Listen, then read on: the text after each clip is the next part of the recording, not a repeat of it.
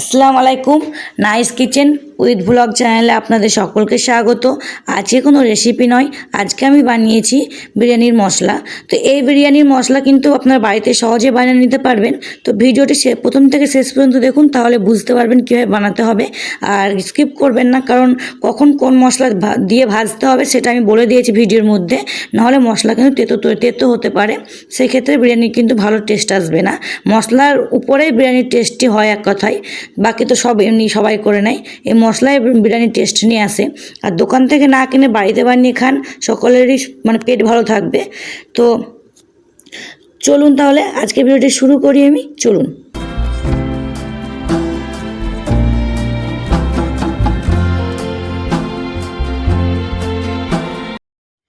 এটা হচ্ছে সাহা মরিচ। আমরা এটাকে সাদা গোলমরিচে বলতে পারি। তো এই সাহা মরিচটা কিন্তু আমাদের কি করে, আমাদের ওজনকে কমায়, মাথা ব্যথা করানোর জন্য সেই মাথা ব্যথা দূর করে। তো এটা আমরা যদি বিরিয়ানিতে ব্যবহার করি, বিরিয়ানি মশলায়, আমাদের এতে কোনো ক্ষতি নেই। তো এটা আমরা অবশ্যই ব্যবহার করতে পারবো। তারপরে দেখুন, এটা হচ্ছে বড় এলাচ, যেটা একটু কালো দেখতে হয়। ছোটো এলাচ না, এটা বড় এলাচ। তো এই এলাচটা কী করে, আমাদের কোলেস্টেরল ও হাই ব্লাড প্রেশার যাদের থাকে সেটাকে কন্ট্রোল করে। তো যাদের কোলেস্টেরল বা হাই ব্লাড প্রেশার থাকে তারা কিন্তু এটা অবশ্যই খেতে পারবে। তো ওরা যদি বিরিয়ানিতে দেওয়া থাকে, তাদের খেলে কোনো সমস্যা থাকবে না। তারপরে দেখুন মাখনা। তো এই মাখনা কী করে, আমাদের ওজন কমায়। আর এটা খুবই হালকা হয়, মুড়ি যেমন হয় এরকম টাইপেরই হয়। এটাও শরীরের ওজন কমায়। তো এটাও আমরা ব্যবহার করতে পারবো, এটাতে কোনো ক্ষতি নেই আমাদের। তো তারপরে দেখে নিই, চলুন কী আছে। তো মাখনাও কিন্তু ভালো, মাখনা শরীরের জন্য, স্বাস্থ্যের জন্য। এমনি অনেকজন ফ্রাই করে খায়, তো এটা এমনি আমাদের শরীরে ওজন কম করে, তো ভালো আমাদের। তারপরে যে দেখুন, এটা হচ্ছে সাহা জিরে। এটা কিন্তু দেখুন নর্মালি যেটা জিরে, সেই জিরে না, যেটা একটু মোটা হয়, এটা হচ্ছে সাহা জিরে। এটা আমাদের শরীরের জন্য অনেকই উপকারী। এর উপকারিতা অনেকই রয়েছে। এটা আমাদের গ্যাস বা হাই ব্লাড প্রেশার থাকে যাদের, তাদের জন্য খুব ভালো। এটা আমাদের গ্যাস দূর করে। তো এটাও আমরা বিরিয়ানি মশলা ব্যবহার করলে কোনো ক্ষতি নেই। তো এইসব জিনিস যদি বিরিয়ানি মশলা আমরা ব্যবহার করি, তো বিরিয়ানি আমাদের খেলে পেটটাও খারাপ হবে না। সে ছোটো বাচ্চা হোক বা বড় বয়স্ক লোক হোক, সেও খেতে পারবে। তো চলুন তারপরে কী আছে দেখে নেওয়া যাক। এই যে এটা হচ্ছে দারুচিনি, যেটা নর্মালি আমরা বলি দারচিনি। সে দারচিনি, এটাও কিন্তু ওজন কম করে। এটা অনেকজন গরম জলে দিয়ে ফুটিয়ে খায় ওজন কম করার জন্য। তো সেটাও আমরা বিরিয়ানি মশলায় যদি দিই, তো আমাদের এটা তো আবার গ্যাসও দূর করে, পেটের গ্যাস দূর করে। তো এটা পক্ষে আমাদের শরীরের পক্ষে প্রচুরই এর উপকারিতা রয়েছে। তো এইগুলো এসব ব্যবহার করলে আমাদের শরীর ভালো থাকবে। আমরা বিরিয়ানিও আমাদের বেশি স্পাইসিও হবে না, সে পক্ষে ভালো হবে। তো এটা আমরা অবশ্যই বিরিয়ানি মশলা ব্যবহার করব। চলুন তাহলে আরও কিছু দেওয়া আছে, সেগুলো দেখে নেওয়া যাক। তারপর দেখুন, এটা হচ্ছে লবঙ্গ। লবঙ্গ নর্মালি যেটা আমরা বাড়িতে সকলেই বলে থাকি লং। তো এটি আমাদের কিন্তু হজমে সাহায্য করে, এবং এটার সুগন্ধ যেটা রয়েছে খুব সুন্দর। তো এটি আমাদের হজমে সাহায্য করে। এরও অনেক উপকারিতা রয়েছে, কিন্তু বিরিয়ানির জন্য আমি বলছি এটা আমাদের হজমে সাহায্য করে। এর তো গলা খুসখুস করা দূর করে। তারপর এটা হচ্ছে আমার জয়িত্রী। জায়িত্রী, এই জায়িত্রীর উপকারিতা কিন্তু অনেক, আমি বলেও শেষ করতে পারবো না। তো আমি আপনাদেরকে বলছি, এ কিন্তু খিদে বাড়ায়, আর বিভিন্ন রোগ থেকে রোগ দূর করে শরীরের। তো এরও, আর এই যে এটা হচ্ছে জায়ফল। জায়ফল, এটা হচ্ছে জায়ফল। তো জায়ফল আমাদের সর্দি কাশি, তারপরে গ্যাস্ট্রিক এসব দূর করে। তো এরও উপকারিতা, আরও বেশি উপকারিতা রয়েছে। তো নর্মালি আমি আপনাদের দুটো তুলে ধরলাম। তো সর্দি কাশি এবং আমাদের গ্যাস যেগুলো হয়, সেগুলো আমাদের দূর করে। এটা হচ্ছে জায়ফল। এটার ভেতরের অংশটা আমাকে নিতে হবে, উপরে এটা কিন্তু শক্ত একটা কাঠের মতো একটা অংশ রয়েছে, এটাকে ভেঙে নিতে হয়। আর এটা হচ্ছে নর্মালি সবার ঘরে থাকে ছোটো এলাচ বা সবুজ এলাচ, যেটা আমরা বলি নর্মালি, আমরা যেটাকে এলাচ বলে থাকি, সেটা সবাই জানেন যে সুগন্ধ খুব সুন্দর। নর্মালি এটাতে আমরা পায়েস যাই রান্না করে সেটা দিয়ে থাকি ফ্লেভার আনার জন্য, স্মেল আনার জন্য। আর এর তো উপকারিতা অনেকই। তো এটা হচ্ছে এলাচ, বা আমরা গরম মশলা বলে থাকি, ছোটো এলাচ। এটা তো অবশ্যই দিতে হবে। আর এটা হচ্ছে আমার গোলাপের পাপড়ি। গোলাপের পাপড়ি, পিঙ্ক কালার যে গোলাপটা হয়, আমি এখানে কিন্তু এই পাপড়ি দেওয়া থাকলে আমাকে আর গোলাপ জল ব্যবহার করতে হবে না। সেই গোলাপ জলে কী লিকুইড দেওয়া আছে আমি তো ঠিক জানি না, কিন্তু যদি আমি এই মশলায় এই গোলাপের পাপড়ি দিয়ে থাকি, আমার সুন্দর সুগন্ধ আসবে বিরিয়ানি থেকে, আর কাজও দেবে, গোলাপ জল ব্যবহার করতে হবে না। আর এটা দেখুন জিরে। এটা হচ্ছে জিরে, নর্মালি যে জিরে আমরা তরকারি গুঁড়ো ইউজ করি তরকারিতে, সেই জিরে। তো এই জিরে কিন্তু মানে নর্মালি এর তো উপকারিতা অনেক, জিরের উপকারিতা তো বলে শেষ করতে পারা যাবে না। আমরা সবসময় তরকারি ব্যবহার করে থাকি।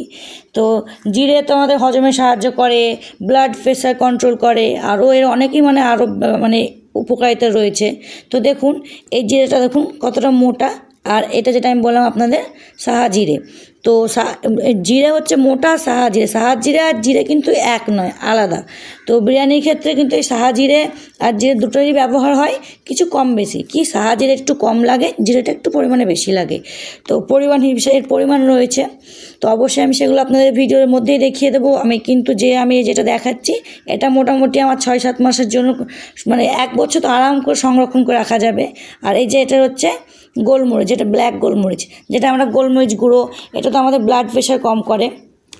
এমনকি যেসব ব্লাড প্রেশার রুগী থাকে তাদের বলা হয় যে আপনারা এরকম গোলমরিচের গুঁড়ো জলে দিয়ে খাবেন, এসব বলা হয়। তো এটা অবশ্যই আমার শরীরের পক্ষে প্রচুরই ভালো। তো গোলমরিচ, তো এই যে দেখছেন আমার মশলা, বিরিয়ানি মশলা এই যে ট্রের মধ্যে রেখেছি আমি, এগুলো আমার বিরিয়ানি নর্মালি মশলা, এগুলো টোটালি লাগে। তো এগুলোর অনেক উপকারিতা। তো চলুন এগুলো আমার কখন কীভাবে ফ্রাই করতে হবে দেখতে হবে। ভিডিওটি স্কিপ না করে পুরোটাই দেখবেন, কখন কোন মশলা লাগবে সেটা দেখতে হবে। তো এই যে ভেজে নেওয়ার জন্য আমি তো চলে এসেছি। আর আমি কিন্তু দেখুন প্রথমে কোন মশলা ব্যবহার করেছি। এই যে নর্মালি এলাচ নিয়েছি, সাদা গোলমরিচ বা সাহা জিরে, তারপর লবঙ্গ, কাঠ, বড় এলাচ, নর্মালি যে জিরে, আর এই যে এটা হচ্ছে গোলমরিচ, আর এটা হচ্ছে জায়ফলকে ভেঙে নিয়েছি, এরকম জায়ফল। তো এগুলোকে আমাকে ভাজতে হবে।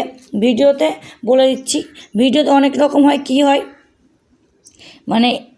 মশলা কখন কোনটা লাগবে, যখন মাখনা, গোলাপ পাপড়ি রয়েছে, জায়িত্রী রয়েছে, এগুলো কিন্তু যখন প্রসেসে দিতে হবে, না হলে বেশি ভাজা হয়ে গেলে ওগুলো তিতো করবে, মশলা তেতো হয়ে যেতে পারে।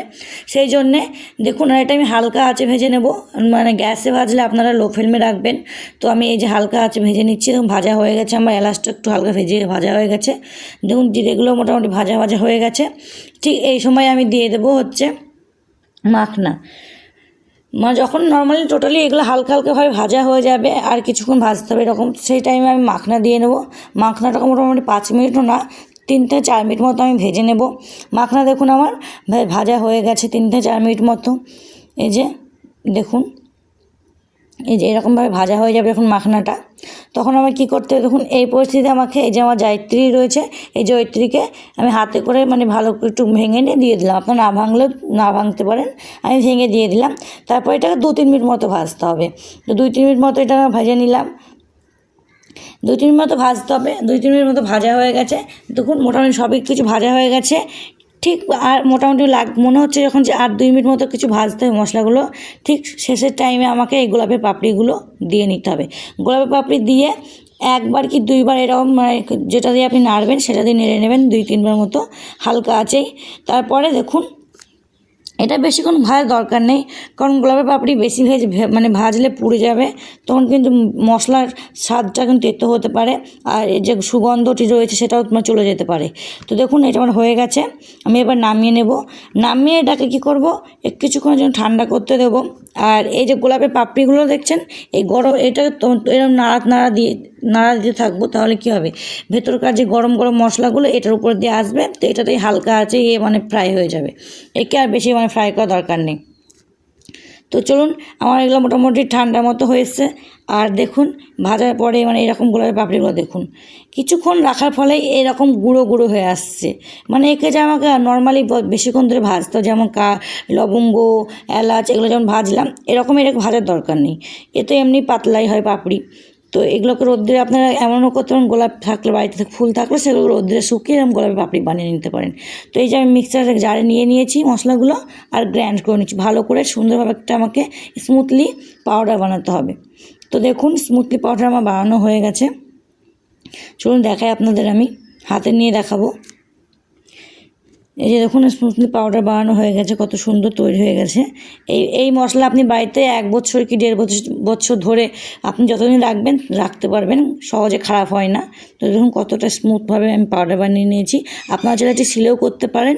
ভিডিওটি ভালো লাগলে চ্যানেলটি সাবস্ক্রাইব করবেন যদি নতুন হয়ে থাকেন, আর অন্যদের সঙ্গে শেয়ার করবেন। সকলে ভালো থাকবেন, সকলকে খোদা।